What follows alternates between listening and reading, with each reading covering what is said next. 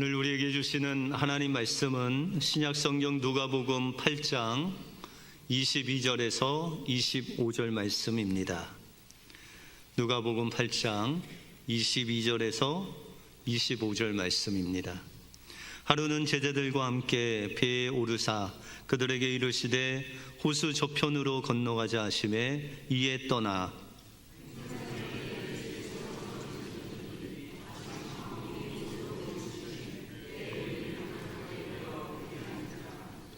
제자들이 나와 깨워 이르되 주여 주여 우리가 죽겠나이다 한데 예수께서 잠을 깨사 바람과 물결을 꾸짖으시니 이에 그쳐 잔잔하여 지더라. 제자들에게 이르시되 너희 믿음이 어디 있느냐 하시니 그들이 두려워하고 놀라게 여겨 서로 말하되 그가 누구이기에 바람과 물이 명함에 순종하는가 하더라. 아멘.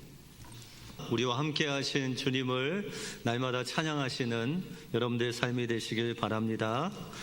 우리 옆 사람들과 한번 이렇게 인사하겠습니다. 예수님이 여기에 함께 하십니다. 네, 오늘 2부 예배 드리시는 여러분들과 우리 예수님이 함께 앉아 계실 줄 믿습니다. 한동대 총장이었던 김영길 박사님이 한동대학교를 설립하면서 총장으로 와달라는 그런 섭외가 들어왔을 때 그가 어떻게 주님을 의지했는지 그의 책 갈대 상자에 보시면 그 이야기가 담겨져 있습니다. 이 김 박사님 부부는 하나님의 인도하심을 간구하면서 목사님의 설교 또 하나님의 말씀을 묵상하고 기도하면서 하나님의 뜻을 구했습니다.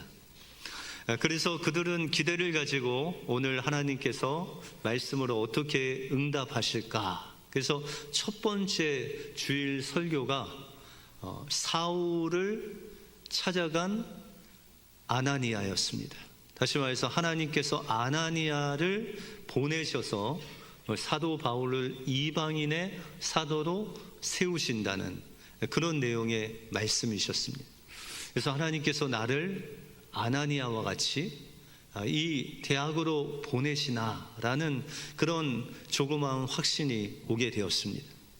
그 다음에 다음 주에 가서 말씀을 듣는데 아브라함을 부르시는 하나님에 대한 말씀을 또 들려주셨습니다. 그래서 이제 확신을 가지고 하나님이 나를 부르셨구나. 그런데 사모님이 한 번만 더 하나님께 응답을 받자. 그런데 주중에 어떤 집사님을 만났는데 그 집사님이 이야기하기를 총장님, 박사님, 제가 생각할 때 하나님께서 느헤미야를 좀 읽으셨으면 좋겠다라는 그런 감동이 오는데 한번 느헤미야를 읽어보십시오. 그렇게 이야기를 했습니다. 그래서 이제 이 박사 부부가 오셔서 느헤미야를 쭉 읽는데 정말 느헤미야는 그 어려운 시기에 포로로 끌려갔다 온 그 성벽이 무너졌을 때 그 한 명의 지도자를 보내셔서 그 성벽을 세우시는 그 하나님의 놀라운 말씀을 통해서 그가 하나님이 나를 이곳에 보내셨구나라는 그런 확신을 가졌다는 거죠. 그가 19년 동안 총장을 하면서 여러 가지 일들이 있었습니다. 여러분들이 잘 아시는 뉴스에도 나오고 감옥에도 가고 어려운 일들이 수없이 많았습니다. 그럼에도 불구하고 하나님께서 주신 그 말씀에 의지하여 하나님이 주셨던 그 확신과 또 하나님이 주신 말씀의 응답을 가지고 날마다 하나님 말씀 붙잡고 나갈 때 그 어려운 역경을 능히 이길 수 있는 그 능력을 하나님이 공급해 주셨다는 간증입니다. 여러분들 인생 속에서 풍랑이 있으세요? 없으세요? 없으신 분은 한 분도 안 계시죠. 그런데 그런 풍랑을 만났을 때 우리가 어떻게 그것을 이길 수 있느냐? 바로 예수님이 우리의 주인 되시면 우리는 그 풍랑을 이길 수 있는 능력이 주님으로부터 온다라는 것이죠.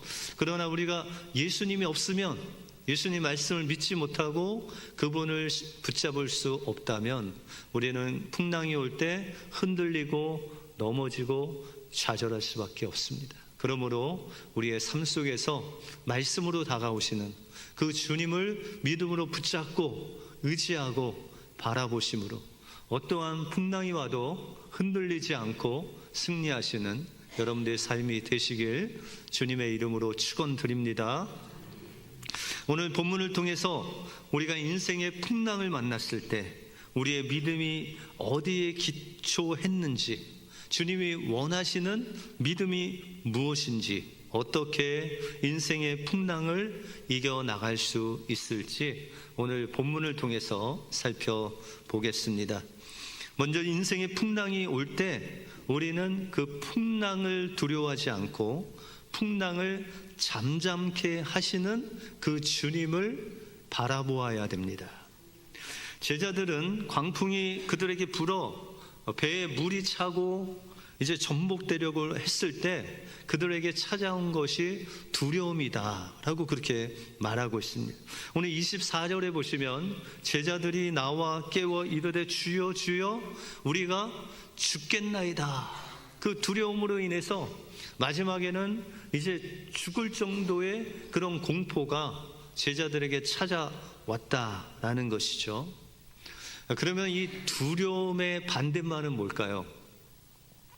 평안이죠. 여러분들 지금 평안하시죠? 네. 이 평안은 언제 오냐? 내가 있어야 할 자리에 있으면 마음이 편안합니다. 그래서 오늘 예배에 못 나오신 분들의 마음은 어떨까요? 평안치 않으실 거예요. 그죠? 여기에 계셔야 되는데. 근데 여러분들이 여기 계시니 마음이 편안하시죠? 다시 말해서 이 편안의 반대말이 두려움일 수 있는데 이 두려움이 제자들에게 온 것은 바로 그들의 마음이 있어야 될 자리에 없이 다른 곳에 있었기 때문에 이 제자들이 두려움이 엄습해 왔다라는 것입니다. 그러면 그의 마음을 어디에 두었으면 편안할까요? 예수님께.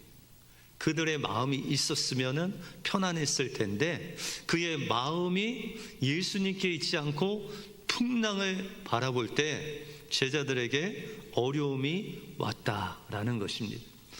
그러므로 우리의 삶 속에서 풍랑이 올 때 우리는 무엇인가를 선택해야 됩니다. 이 풍랑을 선택할 건지 아니면 이 풍랑을 잠잠케 하실 수 있는 주님을 선택할 건지, 그 선택은 여러분들의 마음속에 있다라는 것이죠. 그래서 여러분들의 의지를 동원해서 어떤 풍랑이 와도 그 풍랑을 선택하는 것이 아니라 주님을 선택할 때 우리가 그 풍랑을 이길 수 있는 힘이 올 수 있다라는 것이죠. 때때로 우리의 삶 속에 이런 두려움이 올 때가 있죠. 이 두려움이 오는 이유는 사업을 하시는 분들은 이 사업이 잘 돼야 되는데 갑자기 경제가 안 좋아져서 이 사업이 어려울까 봐 그런 걱정, 두려움이 올 때가 있다라는 거죠. 여러분들 자녀를 기르면 자녀들에 대한 미래를 생각할 때 어떤 두려움이 다가올 수 있다는 거죠. 청년들도 결혼에 대해서 또 직장에 대해서 미래에 대해서 두려움이 몰려올 수 있다라는 것이죠. 우리 이민자들에게는 외로움이 때때로 우리에게 몰려올 수 있다라는 것이죠. 그래서 심리학자들은 인간이 느낄 수 있는 두려움의 종류가 600가지가 넘는다라고 그렇게 이야기를 합니다. 그런데 이 두려움을 600가지가 넘는 두려움을 우리가 이길 수 있는 힘은 바로 우리의 마음을 그곳에 두지 않고 주님께 둘 때 우리가 그것을 이길 수 있다라는 것이죠. 그러면 우리는 우리의 인생의 풍랑이 올 때 무엇을 선택해야 될까요? 오늘 본문 22절에 보시면 같이 한번 읽어볼까요? 시작. 하루는 제자들과 함께 배에 오르사 그들에게 이르시되 호수 저편으로 건너가자 하시매 이에 떠나. 예수님께서 이 제자들에게 명령하셨죠. 뭐라고 하셨죠? 호수 저편으로 가자. 배를 타고 가자고 하신 분이 누구세요? 예수님이세요. 그러면 예수님이 그 건너편으로 가는 모든 여정을 주님이 책임져 주신다라는 것이죠. 그러면 제자들은 누구만 의지하면 돼요? 예수님만 믿고 의지하면 된다라는 것이죠. 오늘 본문과 동일한 본문이 마태복음 8장에 나옵니다. 근데 마태복음 8장에 보시면 이 사건 바로 전에 백부장의 믿음에 대해서 말합니다. 예수님이 길을 가는데 한 백부장이 왔어요. 이 백부장은 로마 사람입니다. 근데 이 로마 사람 백부장이 자신의 종이 있는데 그 종이 중풍병에 걸렸다는 것이죠. 그래서 그 하인의 아픔을 예수님 보시고 낫게 해달라고 아주 간구합니다. 그때 예수님께서 그래 같이 너희 집에 가자라고 하셨더니 그 백부장이 하는 말씀이 예수님 저도 스라에 100명 이상의 부하들이 있습니다. 그들에게 가라 하면 가고 오라 하면 옵니다. 그러니 예수님 말씀만 하옵소서. 그러면 내 종이 그 말씀으로 낫겠나이다.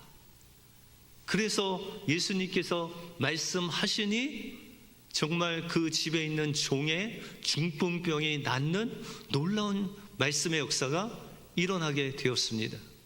또한 이뿐만 아니라 문둥병자를 손대시니 문둥병자가 낫고 베드로 장모의 열병에 손을 대시니 열병이 떠나가고 귀신들이 떠나가고 병든 자리 낫는 놀라운 역사를 이 제자들이 본 거예요. 그리고 배를 탄 겁니다. 다시 말해서 예수님의 그 놀라운 능력, 살아계신 하나님의 아들이심을 눈으로 목격하고 배를 탔음에도 불구하고 그들은 누구를 선택했다고요? 무엇을? 예수님이 아닌 그들의 눈에 보이는 풍랑을 선택할 때 두려움이 몰려왔다라는 것입니다. 그래서 오늘 25절에 보시면은 예수님께서 제자들에게 물으시죠. 같이 한번 읽겠습니다. 시작. 제자들에게 이르시되 너희 믿음이 어디 있느냐 하시니 그들이 두려워하고 놀랍게 여겨 속여 말하되 그가 누구시기에 바람과 물을 명하여 순종하는가 하더라. 제자들이 광풍을 만났을 때 두려움보다 더 두려운 것이 있었어요. 그것이 뭐냐면 예수님이 그 광풍을 향해서 잠잠하라 라고 그렇게 명령을 하십니다. 그랬더니 그 바람과 물, 그 풍랑이 막 내려치는 그 풍랑이 잠잠해지는 놀라운 역사가 일어났다는 거죠. 그것을 보고 제자들이 더 놀랐어요. 그래서 성경은 그들이 두려워했다. 여기서 두려워함은 광풍으로 인한 두려움이 아니라 예수님의 그 전능하심을 보고 두려워했다라는 것이죠. 다시 말해서 하나님을 경외하는, 하나님의 살아계심, 전능하신 하나님을 경험할 때 느껴지는 두려움이라는 거죠. 그러므로 우리의 삶 속에 이 풍랑이 올 때 우리는 그 풍랑을 두려워하는 것이 아니라 풍랑을 잠잠케 하시는 그 하나님을 두려워할 때 우리 마음속에 하나님께서 역사하셔서 그 하나님이 잠잠하게 풍랑을 멈춰 주실 뿐만 아니라 우리의 마음에 평안을 주셔서 어떠한 풍랑이 여러분들 삶 속을 뒤덮일지라도 그것을 잠잠케 하시는 주님을 경험하게 될 것입니다. 여러분들 마음속에 자녀를 위한 불안과 두려움이 있으십니까? 그것을 다스리시는 주님께 맡기시기 바랍니다. 사업을 인해서 두려움과 불안이 있으십니까? 그 사업을 주님께 맡기시기 바랍니다. 여러분들 건강으로 인해서 두려움과 불안이 있으십니까?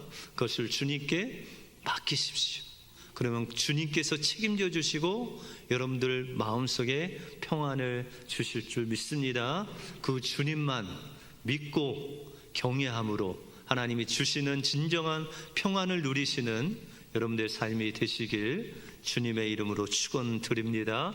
다음으로 우리가 풍랑을 만났을 때 예수님을 어떻게 우리가 믿느냐? 바로 우리 마음의 기초를 예수 그리스도를 두고 예수님을 이벤트성이 아니라 일상에서 섬길 때 하나님께서 그 광풍을 이길 수 있는 능력을 주신다는 것이. 오늘 본문 25절에 보시면 예수님께서 그 풍랑을 잠잠케 하신 다음에 이 제자들을 꾸짖으셨어요. 뭐라고요? 내 믿음이 어디 있느냐.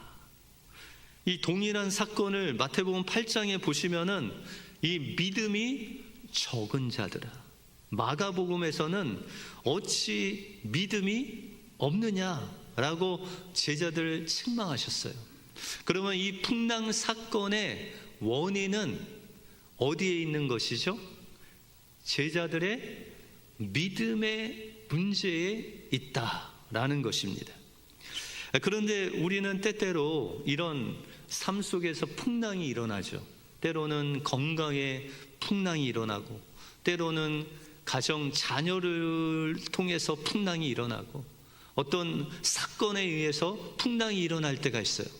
그러면 엄청난 그 풍랑을 만날 때 여러분들의 마음속에 어떤 생각이 들어요? 혹시 내가 주님을 잘못 믿어서, 기도 안 해서 뭐 이런 생각이 들죠.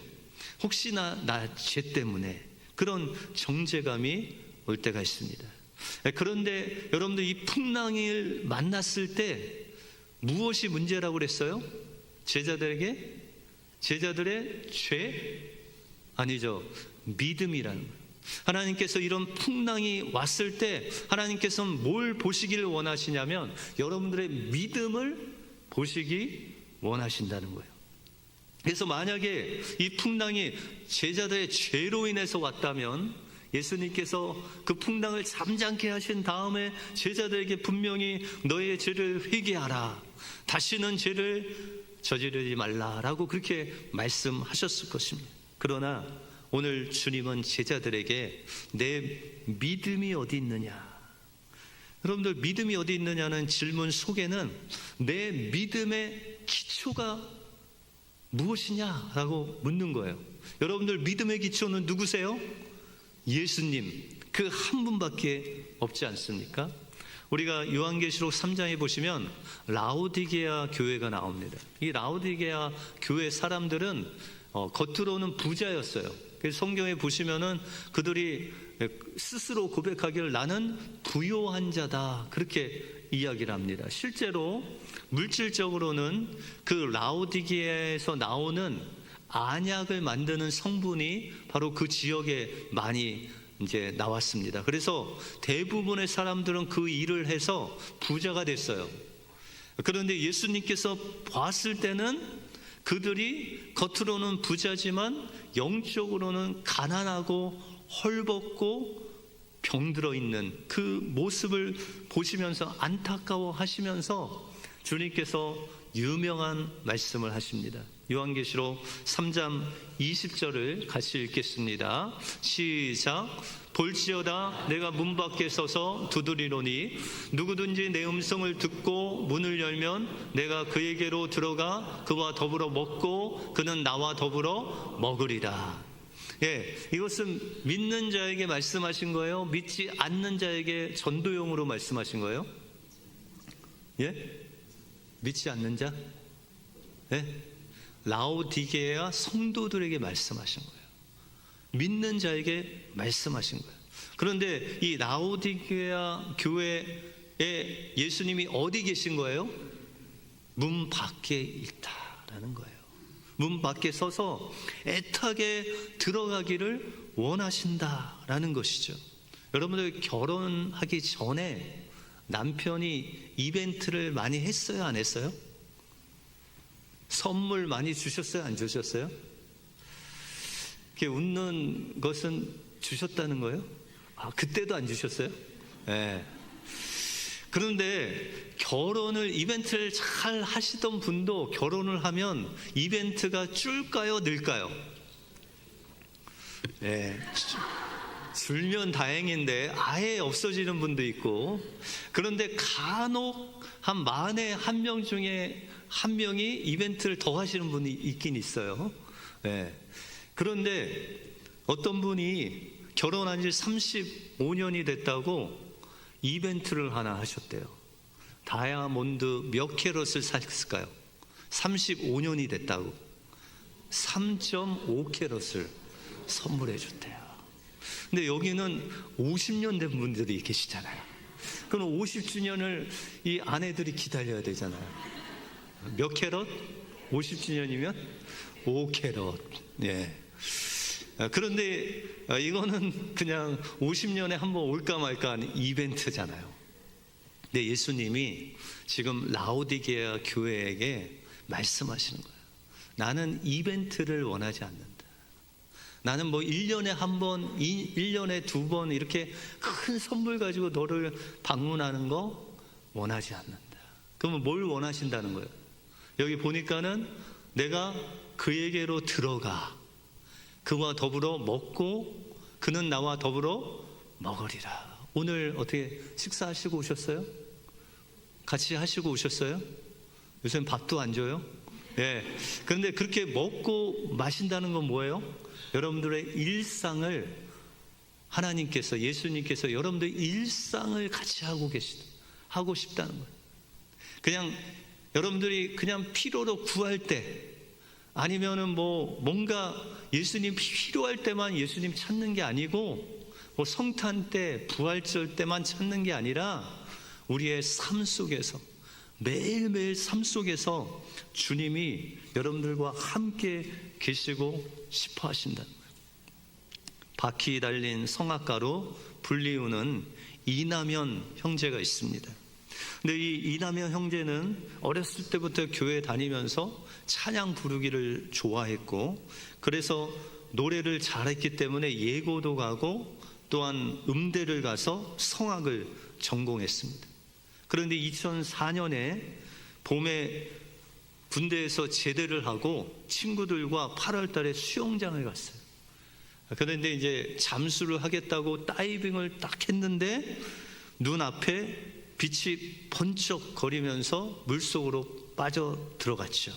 그는 다이빙을 하다가 벽에 머리가 부딪히면서 이제 목이 부러지게 됐죠.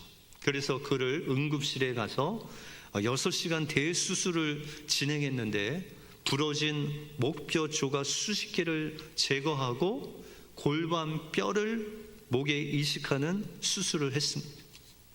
그리고 그 수술이 끝난 다음에 중환자실에서 이 이남현 형제는 계속 누워 있어야 돼요.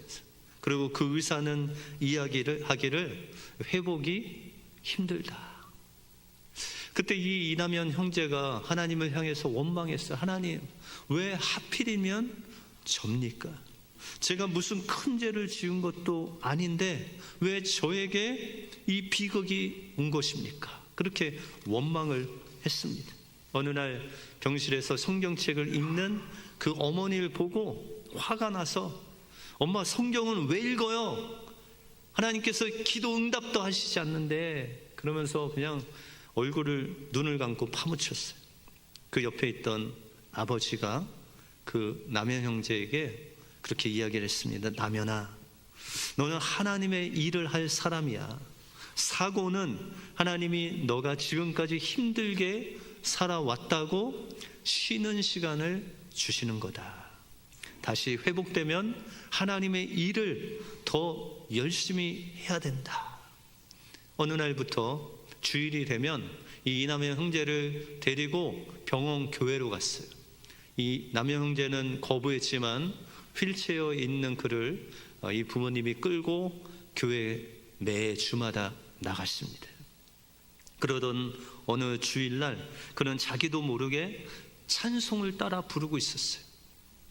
주를 향한 나의 사랑을 주께 고백하게 하소서. 이 가사를 주님께 찬양을 하고 있는 자기의 모습을 보면서 아버지의 말씀과 같이 하나님이 언젠간 나의 이 목소리를 통해서 하나님의 일을 할 것이라는 확신이 그 마음속에 들어오게 되었습니다. 그리고 그 의사가 절대로 노래 부를 수 없다는 이야기를 하면서 다른 사람의 폐 활량의 20%밖에 안 된다, 그렇게 이야기를 했지만 하나님의 은혜로 그가 다시 음대에 들어가서 학교를 다니게 됐습니다. 처음에 1년은 노래를 부르는 것이 아니라 도레미파솔라시도, 이것을 1년 동안 연습을 하고 곡 하나를 가지고 처음부터 끝까지 부를 수가 없어서 중간중간 쉴 때마다 주님 도와주십시오, 주님 의지합니다, 주님 도와주셔야 됩니다 하면서 기도하면서 1년 만에 가곡 한 곡을 처음부터 쉬지 않고 끝까지 부르게 되었습니다. 어느덧 기적과 같이 하나님께서 노래를 부르게 하시고 이것이 계속되다가 2011년도 9월에는 그는 예술의 전당 오페라 하우스에서 금난세 씨가 지휘하는 오케스트라와 협연까지 했고, 지금은 경희대에 박사학위를 마치고 여러 무도에서 노래를 하고 있습니다. 그리고 그는 고백하기를, 하나님은 제게서 모든 것을 빼앗아간 것이 아니었습니다. 내가 붙잡고 있는 것을 내려놓게 하신 다음에 새로운 것을 채워주셨습니다. 저는 비록 풍부한 성량이나 화려한 테크닉을 보여줄 수 없지만 무례를 오를 때마다 저를 지켜보는 많은 사람들에게 전하고 싶은 것이 있습니다. 그것이 바로 하나님의 사랑이고 하나님을 향한 감사입니다. 하나님은 제 인생의 목표를 좌절시킨 것이 아니라 새로운 삶의 선물을 주셨고, 저를 사랑하신 그 사랑을 이웃들에게 전하라고 사명을 주셨습니다. 그래서 저는 진심으로 제 삶에 감사하며 저를 이끄시는 하나님께 감사합니다. 이제는 어떤 상황 속에서도 감사가 먼저 흘러나옵니다. 지금도 이해할 수 없지만 모든 상황 속에서 하나님께 감사할 따름입니다. 여러분들, 우리가 어떤 인생의 풍랑을 만난다 해도 그 풍랑을 잠잠케 하시는 주님께서 우리와 함께 하신다면 이 이남현 성악가를 매일매일 하나님을 의지하고 그 일상에서 주님을 의지하는 하나님의 사람으로 변화시켜 주신 것 같이, 풍랑이 올 때 우리가 풍랑을 두려워하지 않고 그 풍랑을 잠잠케 하시는 그 주님을 두려워하고 그분을 의지하고 그분을 바라볼 때 하나님께서 여러분들의 풍랑을 잠잠케 하실 뿐만 아니라 여러분들이 그것을 능히 이길 수 있도록 인도하신다는 것입니다. 주님이 원하시는 신앙생활은 이벤트성 예수님을 만나는 것이 아니라 여러분들이 일상에서 여러분이 가족들과 함께 지지고 볶고 싸우고 때로는 울고 때로는 위에서 기도하고 그런 일상, 여러분들의 그 소소한 일상 가운데 우리 주님께서 함께 여러분들과 먹고 마시고 함께 하시고 그 어려움을 함께 여러분들로 얻고 가시는 그 주님을 경험케 하시기를 원한다라는 것을 기억하시고 한 주간 여러분들 일상에서 주님과 함께 주님의 도움과 주님을 의지함으로 그 풍랑이 있을지라도 잠잠케 하시는 예수님의 은혜를 경험하시는 복된 한 주가 되시길 주님의 이름으로 축원드립니다. 기도하겠습니다. 하나님 감사합니다. 오늘도 말씀 가운데 제자들이 주님을 의지하지 못하고 그냥 주님을 통해서 한 자리 하려는 그런 마음의 욕망을 가졌지만, 그러나 풍랑을 잠잠케 하시는 그 예수님이 원하시는 삶은 바로 우리의 일상 속에서 주님과 먹고 마시고 그 주님과 동행하는 삶인 것을 보게 해주심을 감사합니다. 하나님, 우리가 한 주간 살아갈 동안 우리의 일상을 주님께 드리게 하시고, 우리 일상 중에 찾아오신 그 주님을 주님과 함께 동행함으로 주님의 주시는 그 평안과 기쁨을 누리는 복된 한 주간 되게 하여 주시옵소서. 모든 것 주님께 감사드리오며 예수 그리스도 이름으로 기도하옵나이다. 아멘.